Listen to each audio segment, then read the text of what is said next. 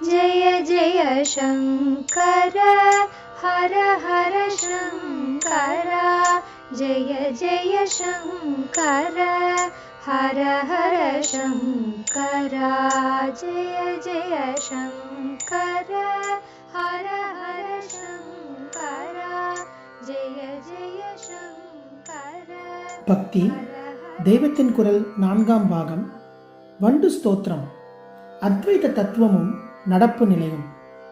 ஸ்ரீ ஆதிசங்கர பகவத் பாதர்கள் உலகத்தில் உள்ள மேதைகள் எல்லாரும் ஆச்சரியப்படும்படியாக அத்வைத பாஷ்யங்கள் செய்திருக்கிறார். ஏற்கனவே இருந்த பிரம்மசூத்திரம், உபனிஷத்துக்கள், பகவத்கீதை முதலியவற்றை விளக்கி அவர் எழுதியதற்கு பாஷ்யம் என்று பெயர்.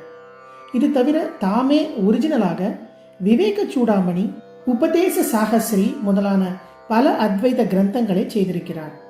பாஷ்யத்திலிருந்து வித்தியாசம் தெரிவதற்காக அவர் சொந்தமாக செய்த இது போன்ற நூல்களை பிரகரண கிரந்தங்கள் என்பார்கள். இவற்றிலெல்லாம் சொல்லப்பட்ட அத்வைத தத்துவம் என்பது ரொம்பவும் பெரிய விஷயம். நாம் சத்தியமானது என்று நினைத்து கொண்டிருக்கிற இந்த ஜகத் ஒரு மாயை. பரமாத்மா ஒன்றுதான் சத்திய வஸ்து. அதற்கு வேறாக இருக்கிற ஜீவாத்மா என்று தன்னை நினைத்து கொண்டிருக்கிற நாமும் வாஸ்தவத்தில் அந்த பரமாத்மா தவிர வேறே இல்லை. ஜீவனேதான் பிரம்மம் என்பதுதான் அத்வைத்தம். ஸ்ருதி வேத பிரமாணத்திலும் அறிவாலும் அனுபவத்தாலும் ஆச்சாரியால் இந்த சித்தாந்தத்தை அலசி அலசி நிச்சயப்படுத்தி பாறாங்கல் மாதிரி நிலைப்படுத்தி கொடுத்திருக்கிறார். ஆனாலும் இந்த பரம சத்தியமான தத்துவம் நம்மிலே பெரும்பாலாருக்கு எட்டவே மாட்டேன் என்கிறது. அறிவு மூலம் இதுதான் உண்மை என்று ஆச்சாரியாலின் வாதங்களை படித்து உறுதி ஏற்பட்டாலும் கூட அனுபவம் என்று வருகிற போது அத்வைத்தம் எங்கேயோ நாம் எங்கேயோ என்றுதான் அதற்கு ரொம்ப தூரத்தில் நிற்கிறோம். ஜீவனும் பிரம்மமும் ஒன்று என்று வெறுமனே புத்தியால் தெரிந்து கொண்டு என்ன பிரயோஜனம்? ஒரு ஆட்டமும் இல்லாமல் அப்படியே பரமசாந்தமாக இருந்து கொண்டிருக்கிற பிரம்மமாக நம்மை நாம் எங்கே தெரிந்து கொள்ள முடிகிறது? நமக்கு ஓயாத ஓட்டம், ஓயாத அமைதியின்மைதான். மனசின் ஓட்டமும் ஓடிக்கொண்டே இருக்கிற இந்த பிரபஞ்சமும் தான் நமக்கு தெரிந்த உண்மை. மனஸ் நின்றுவிட்டால் இந்த ஓட்டம் இல்லை. அப்போது ஜகத் மாயையாக மறைந்து போய்விடும். நாம் பிரம்மமாக இருந்து கொண்டிருப்போம். ஆனால் மனஸ் நிற்கவே மாட்டேன் என்கிறதே. அதனால் அத்வைத்தம் என்பது நமக்கு கொஞ்சம் கூட அனுபவத்தில் தெரிவதில்லை. ஆனாலும் அந்த அனுபவத்துக்கு போவதற்கு நாம் இங்கிருந்தே ஆரம்பித்துத்தான் ஆக வேண்டும். நாம் இருக்கிற நிலையில் நமக்கு சத்தியமாக தெரிகின்றவைகளை வைத்துக்கொண்டே அனுஷ்டானங்களை ஆரம்பித்து படிப்படியாக மேலே மேலே போய் இதெல்லாம் சத்தியமில்லை என்று தெரிந்து கொண்டு என்றால் சும்மா புத்தியால் தெரிந்து கொள்வதில்லை, அனுபவத்தில் தெரிந்து கொள்ள வேண்டும். ஒரே சத்தியமான அத்வைத சித்தியை அடைய வேண்டும். நடப்பு நிலையிலிருந்து அத்வைதத்துக்கு. ஆச்சாரியாளுக்கு நம் அவல நிலை தெரியாததில்லை.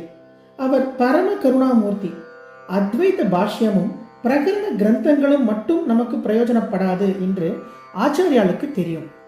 ஆனதினால் அவர் அறிவிலும் அனுபவத்திலும் எவரெஸ்டாக இருந்தாலும் அந்த உச்சியிலிருந்து ரொம்பவும் இறங்கி நாம் இருக்கிற லெவலுக்கு வந்து நம்மை கைப்பிடியாக அழைத்து கொண்டு ஒவ்வொரு படியாக மேலே போகிறார். மனசை நிற்க பண்ணுவதற்கு பூர்வாங்கமாக அதை நாலா திசையிலும் வெறிநாய் மாதிரி ஓடிக்கொண்டிருக்காமல் முதலில் கட்டுப்படுத்த வேண்டும். இதற்கு அவரவரும் ஸ்வதர்மப்படி கர்மா செய்து கொண்டே இருக்க வேண்டும். நமக்கென்று ஆசை துவேஷம் இல்லாமல் லோகோபகாரமாக நமக்கென்று வாய்த்திருக்கிற கர்மாவை அவரவரும் பண்ணி கொண்டிருப்பது சித்த சுத்தியை தரும் என்பதால் ஆச்சாரியால் கர்மானுஷ்டானங்களை நம் எல்லோருக்கும் விதித்திருக்கிறார்.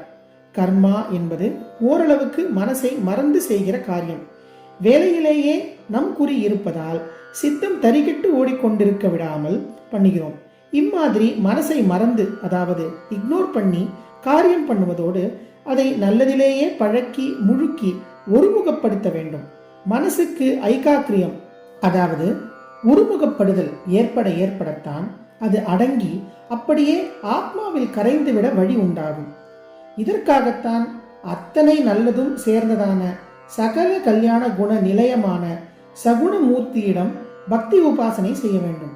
மனஸ் அப்படியே ஆனந்தத்தில் ரொம்பி அந்த மூர்த்தியிடம் ஒருமுகப்பட்டு நின்றுவிட்டால் அப்புறம் கண்டபடி ஓடாது. அந்த இஷ்டமூர்த்தி ஒன்றிடமே பதிந்து நிற்கும்.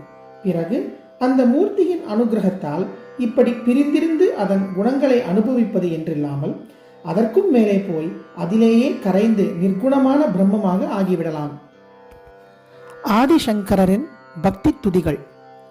இதற்காகத்தான் ஆச்சாரியால் கர்மானுஷ்டானம் மாதிரியே பக்தி உபாசனையையும் நம் எல்லோருக்கும் விதித்திருக்கிறார். விதித்தது மட்டும் இல்லை, எப்படி பக்தி பண்ணுவது, எப்படி பிரார்த்தனை பண்ணுவது என்றே நமக்கு தெரியவில்லை அல்லவா? இதை நமக்கு சொல்லிக் கொடுக்கிற மாதிரி அவரே சகல தெய்வங்களின் மீதும் நெஞ்சை உருக்குகிற அநேக ஸ்தோத்திரங்களை செய்து நமக்கு அனுகிரகித்திருக்கிறார்.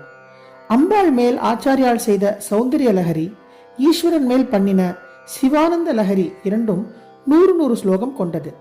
இவ்வளவு பெரிதாக இல்லாமல் சின்ன சின்னதாகவும் ஒரு தெய்வம் மிச்சமில்லாமல் யார் யாருக்கு எது இஷ்ட தெய்வமானாலும் அதை அவர்கள் மனசு உருகி ஸ்தோத்திரம் பண்ணி அந்த இஷ்டமூர்த்தியின் அனுகிரகத்தை பெறுகிற மாதிரி நிறைய ஸ்தோத்திரங்கள் பண்ணியிருக்கிறார். இவற்றில் சிலவாவது நம் எல்லோருக்கும் மனப்பாடமாக தெரிந்திருக்க வேண்டும்.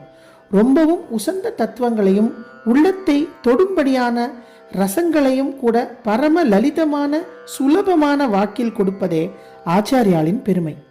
அறிஞர்களும் நன்றாக யோசித்தே புரிந்து கொள்ளக்கூடியதான சூக்ஷ்மமான கருத்துக்களை கொடுத்து அத்வைத பாஷ்யம் பண்ணினவரே சின்ன குழந்தை கூட ருசித்து சொல்லி பிரயோஜனம் அடையும்படியான ஸ்தோத்திரங்களை சின்னதும் பெரிதுமாக ஏராளமாக அனுகிரகம் செய்திருக்கிறார். ஜெய ஜெய சங்கர, ஹர ஹர சங்கர, மகாபெரிவா சரணம். जय जय शङ्कर हर हर शङ्कर, जय जय शङ्कर हर हर शङ्कर, जय जय शङ्कर.